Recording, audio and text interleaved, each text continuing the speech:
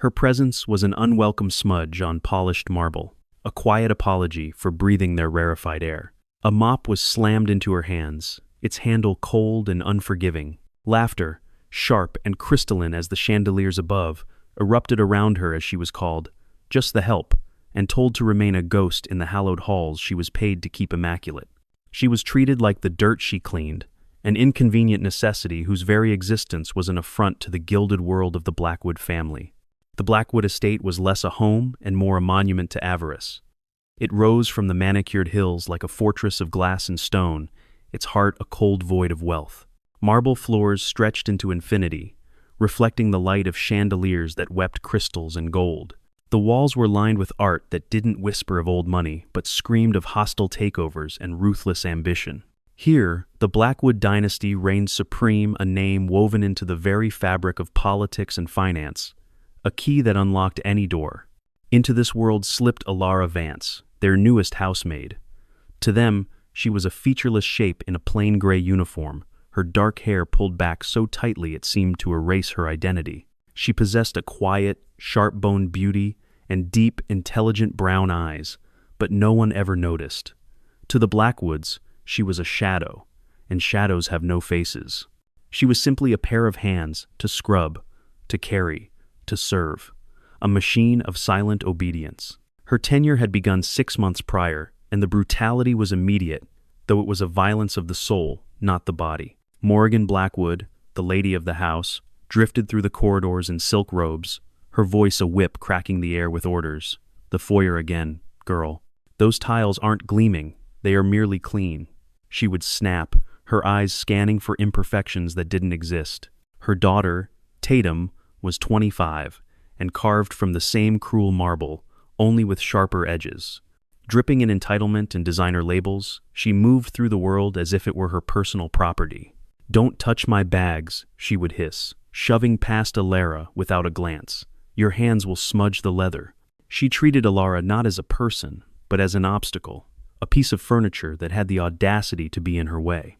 The guests were no different, a rotating cast of senators, CEOs, and titans of industry who spoke of billion-dollar deals while barely acknowledging the woman refilling their glasses. They would complain if the silverware held a phantom watermark or demand a fresh drink with an impatient flick of their fingers.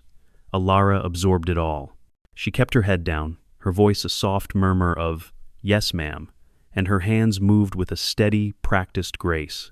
The days bled into one another in an endless cycle of fetching, cleaning, and bowing. Morgan once forced her to reset an entire 5-course dinner arrangement for 20 guests because a single napkin was a millimeter off-center. Tatum had shrieked as if physically assaulted when Alara, maneuvering in a tight hallway, accidentally brushed against her purse. "You are lucky I don't have you fired on the spot for your incompetence." The other staff, a weary and downtrodden lot, whispered in the kitchens that she wouldn't last. They had seen dozens like her come and go, broken by the relentless, casual cruelty of the Blackwoods. But Alara stayed. Her calm was a deep, still lake that their stones of malice could not ripple. Her silence was not born of fear or submission, but of something else entirely, a formidable, chilling patience. It was a thread of steel woven through her being, invisible to those who refused to see her, yet stronger than all the marble and gold in their cold, cavernous home. In the quiet moments, when polishing silver in the deep of the night, her reflection would stare back from the gleaming surface, not a maid, but a sentinel, a keeper of secrets, waiting for the perfect moment to strike. The cruelty of the Blackwoods was not a sudden storm, but a constant, corrosive drizzle designed to wear down the spirit. It escalated not in volume, but in its casual, thoughtless sadism. One sun-drenched afternoon, as Alara carried a heavy tray of delicate crystal glasses through the grand foyer, Tatum sauntered by, a bored, predatory look in her eyes. "Here, let me help you with that," she said, her voice dripping with mock sweetness. Before Alara could react, Tatum snatched the tray with a deliberate, theatrical clumsiness. The sound was a symphony of destruction, a sharp, splintering crack followed by the musical tinkle of shattering crystal as the glasses cascaded onto the marble floor. The noise echoed through the cavernous space, a testament to a fortune so vast that such a loss was meaningless. "Oops," Tatum taunted, a perfect smirk playing on her lips. "Too heavy for you, was it?" She let out a light, cruel laugh, the sound clicking in time with her heels as she turned and walked away, leaving Alara alone with the glittering ruins. Glass shards, like tiny daggers, embedded themselves in Alara's palms as she knelt to clean the mess. A thin line of crimson bloomed, mixing with the dust and sparkling fragments. She worked methodically, her face a mask of placid neutrality, betraying none of the cold fury that was solidifying within her. No apology came. Instead, Morrigan's sharp voice cut down from the grand staircase. "You clumsy fool, you'll be paying for those out of your wages." She didn't wait for a response, simply swishing the silk of her robe as she disappeared into the west wing. Later that night, long after the last lights of the manor had been extinguished and the Blackwoods were lost in their untroubled sleep, Alara slipped away. She didn't go to her Spartan room in the staff quarters. Instead, she navigated the darkened corridors to a small, forgotten utility closet tucked away behind the East Wing's library.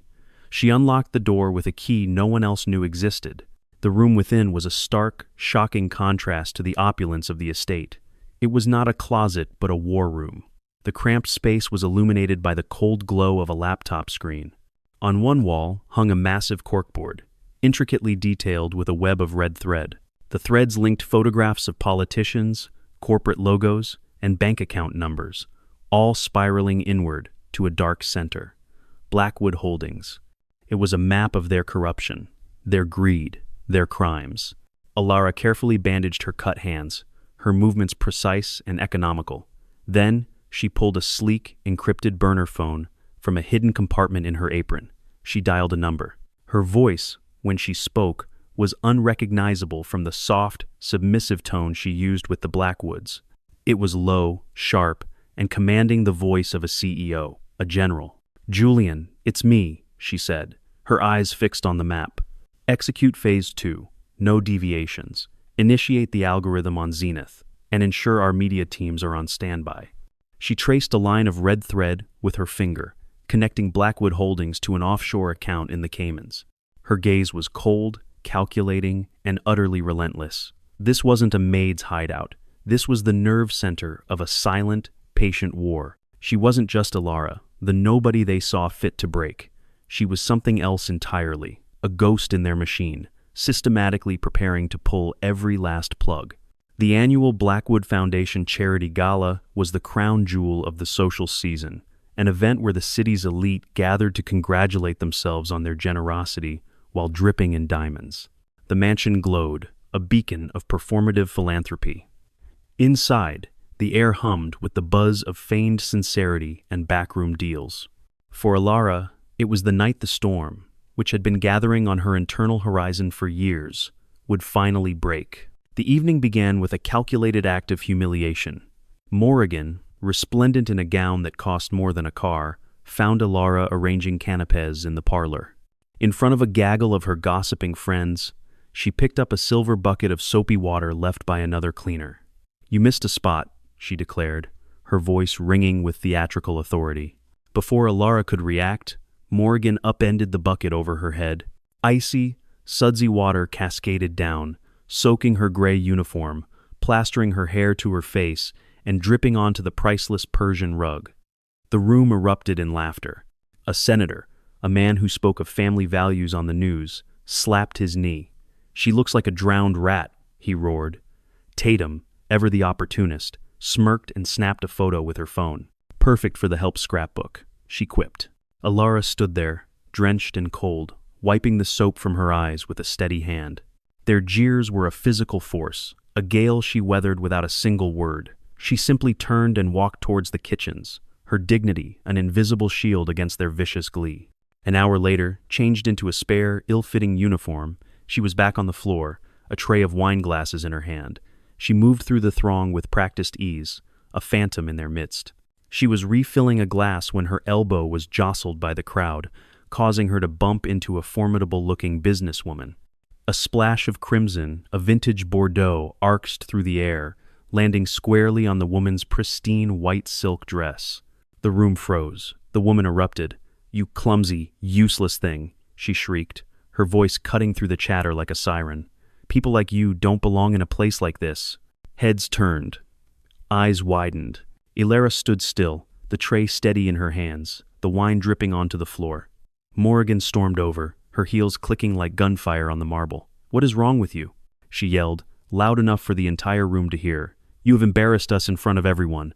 Tatum smirked, crossing her arms. "She's a walking disaster. Get her out of here." Then came Preston Blackwood, the patriarch, his face a mask of thunderous rage. He didn't yell. His action was colder, more contemptuous. He pulled a thick wad of cash from his pocket, strode across the room, and flung it directly at Alara's face. The bills slapped against her cheek before fluttering to the floor around her feet. "That's for the dress," he roared, his voice booming with absolute power. "Now get lost." The crowd, sensing the climax of the night's entertainment, cheered. A woman in pearls shouted, "Pay up, maid," while Tatum clapped with delight. "She's worth less than that," Morrigan sneered. "Take the money and crawl out of my house. You've ruined enough for one night." Alara did not flinch. She did not cry. Her brown eyes, unblinking, met Preston's for a fraction of a second. She bent down, her movements fluid and deliberate, and began to pick up the scattered $100 bills. Their laughter was a hammer, pounding her down, but she did not break. She tucked the money neatly into her apron pocket, then knelt to clean the wine spill from the floor. Her silence was louder than all their noise. The humiliation was a crucible, burning away the last vestiges of the maid she was pretending to be, leaving only the pure, unyielding steel of her purpose. The cigar smoke curling from Preston Blackwood's lips was a ghost from another lifetime. As Alara polished the mahogany table in the study, the scent transported her back 20 years to a smaller, warmer room filled with the clatter of a typewriter and the scent of books and pipe tobacco. It was the scent of her father, Arthur Vance. Arthur had been a journalist of the old school, relentless, incorruptible, and driven by a fierce belief that the truth was not a commodity but a right. He had been digging into the Blackwood Empire, unraveling a tapestry of corruption, money laundering, and political bribes that reached the highest echelons of power. He had pages of proof, a manuscript that would have torn their gilded world apart. Alara, a girl of 13, remembered him working late into the night, his face illuminated by his desk lamp, his expression a mixture of exhaustion and exhilaration. He had called it his magnum opus, the story that would finally hold the untouchable to account. Then came the accident. A rainy night, a winding country road, a car crash. The official report said brake failure, no witnesses, but Alara knew. Her family knew. The brakes had been cut. Arthur Vance and his story were buried together. The Blackwoods had been thorough. Her mother, who had worked as a cook in the very same mansion, was fired a week after the funeral, dismissed without reason or severance. The grief, compounded by the humiliation and the sudden poverty, consumed her. She faded like a photograph left in the sun, and a year later, she was gone too, leaving Alara an orphan. In the cold, sterile silence of the state orphanage, a vow took root in the heart of a grieving child, a promise not to scream for justice, but to dismantle the empire of those who had stolen her world, piece by silent piece. There was more. Her older sister, Clara, had followed in their mother's footsteps out of desperation, taking a job as a maid for the Blackwoods years later. Clara was bright and full of life, but she had a child to support, a beautiful baby girl named Iris. Then, one day, another accident, a fall down the mansion's grand staircase. The investigation was cursory, the case closed almost immediately. Alara, now a young woman, was left alone, the sole survivor of a family systematically erased by the Blackwoods' ambition. The ultimate cruelty came a year after Clara's death, but it was a cruelty Alara herself had engineered. The Blackwoods, in a sickeningly brilliant PR move, decided to adopt a little 6-year-old orphan. Alara, from the shadows, had made it happen. Using anonymous charitable funds, she made Iris's orphanage the most appealing choice, planting stories in the local press that would catch Morrigan's eye. They took the bait. They paraded her at galas and charity events. Our little angel, Morrigan, would coo to the press, dabbing at fake tears for the cameras. They had taken Alara's niece, the last piece of her family, and turned her into a trophy, a living testament to their manufactured benevolence. They had no idea she was Clara's daughter. They didn't know or didn't care that the blood of the family they had destroyed now lived under their roof. That was the moment Alara's plan solidified. She spent the next 6 years meticulously building her own empire in the shadows. Under a legal alias, she founded Zenith Corp, a tech company in Southeast Asia, building it from nothing into a global titan worth billions, 10 times the Blackwood fortune. She learned their game's finance, leverage, deception, and became a grandmaster while they were still playing checkers. She installed a proxy CEO, Julian Croft, to be the public face, while she remained the invisible, all-powerful owner. Then, 6 months ago, with her resources in place, she took the final step. She erased her digital footprint, adopted a new identity, and took the job as a maid in the Blackwood mansion. It was for one reason: to get close to Iris, to shield the little girl from the vipers who had killed her mother. Every dusted shelf, every polished glass, every swallowed insult was a step closer to fulfilling a promise made to a ghost. She was not just there for revenge, she was there for redemption. The ballroom was electric with anticipation. Flashing cameras painted the faces of the assembled press and investors in stark white light. Tonight, the Blackwoods were at the apex of their power, poised to announce their masterstroke, a $500 million stake in Zenith Corp, a move that would solidify their dynasty for another generation. Preston Blackwood stood at the podium, his posture radiating smug triumph. "Our family's legacy," he began, his voice resonating with practiced confidence, "is one of unmatched leadership. In business, in charity, we have always strived for excellence."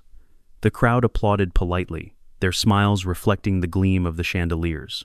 Tatum and Morrigan sat in the front row, looking every bit the royal family of finance. They were untouchable. Then, the screens behind Preston flickered. The grand Blackwood logo vanished, replaced by a stark black screen. A figure emerged from the side of the stage. It was Alara, still in her plain gray maid's uniform, her face devoid of makeup, her presence a jarring note in the symphony of opulence. A murmur of confusion rippled through the audience. Security guards started to move forward, but a subtle gesture from 2 men near the stage, men who looked like guards but weren't, stopped them in their tracks. They were Alara's men. Alara walked calmly to the podium, ignoring the sputtering astonishment of Preston Blackwood. She did not need a flash drive. She simply nodded to one of her men at the back, seated at the audio-visual controls. Control of the system had been seized weeks ago. The room went dead quiet. The screens flashed to life. It was not a corporate presentation. It was a document. A scanned ledger detailing years of tax fraud, signed with Preston's unmistakable flourish. Before the gasps could subside, another document appeared, logs of bribes paid to city officials. Then another, incorporation papers for fake charities designed to launder millions. It was the raw, undeniable filth beneath the polished floors of the Blackwood Empire. Alara stepped to the microphone. Her voice, when she spoke, was not the timid whisper of a maid. It was steady, clear, and cut through the silence like a shard of glass. "For 20 years, she began, her eyes locked on the stunned faces of the Blackwood family, "you have built an empire on lies, corruption, and death." The screens blazed with old newspaper clippings, articles written by her father, headlines screaming of the very corruption she had just exposed. His handwritten notes scrolled in the margins, proof that he had died for their sins. "My name is Alara Vance," she declared, her voice rising with cold, righteous fury. "I am the daughter of Arthur Vance, the man you had killed." A collective roar went through the crowd. Cameras whirred, flashes exploded.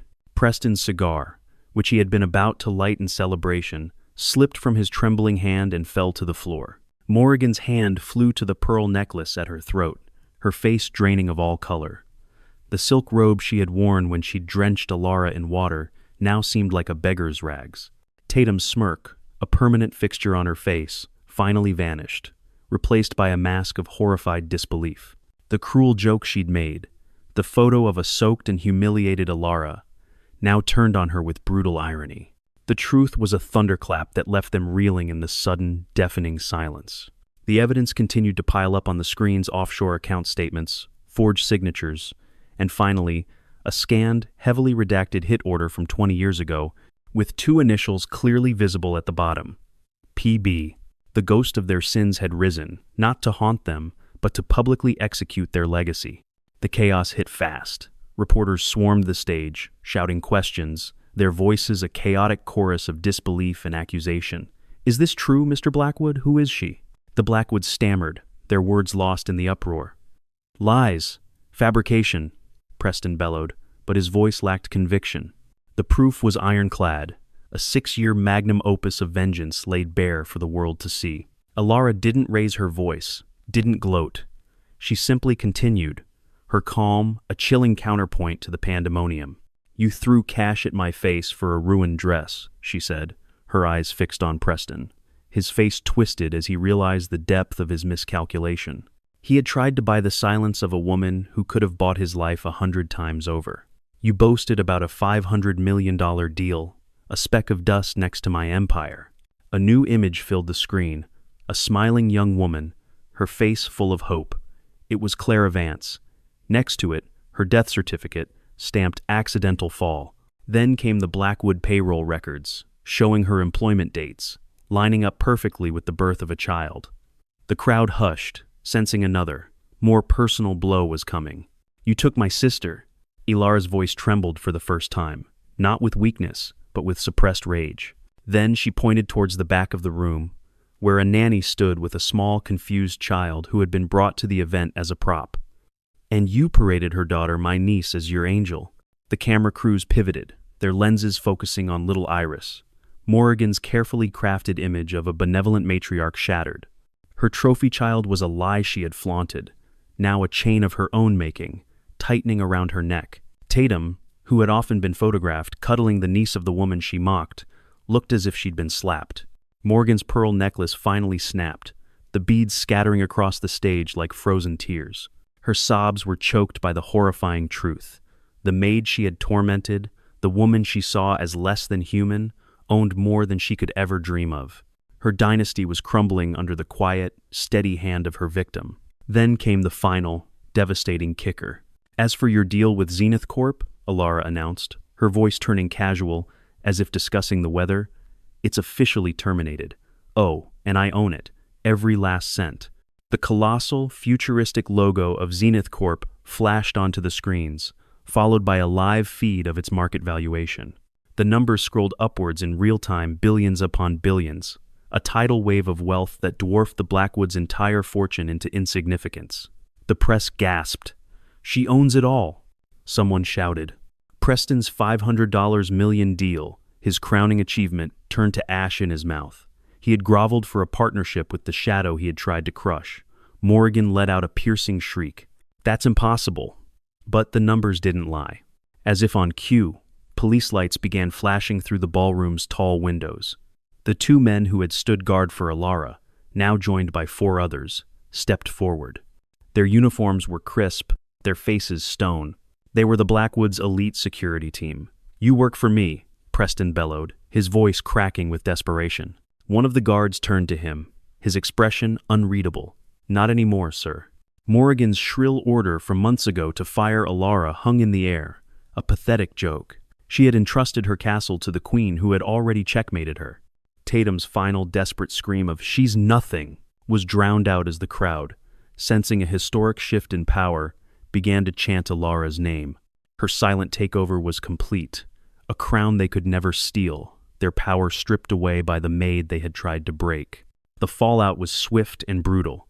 The name Blackwood, once a symbol of power, became synonymous with disgrace. Investigations tore through their holdings, uncovering decades of rot. Tax evasion, fraud, conspiracy, ties to murder. Ilara's evidence was merely the tip of the iceberg.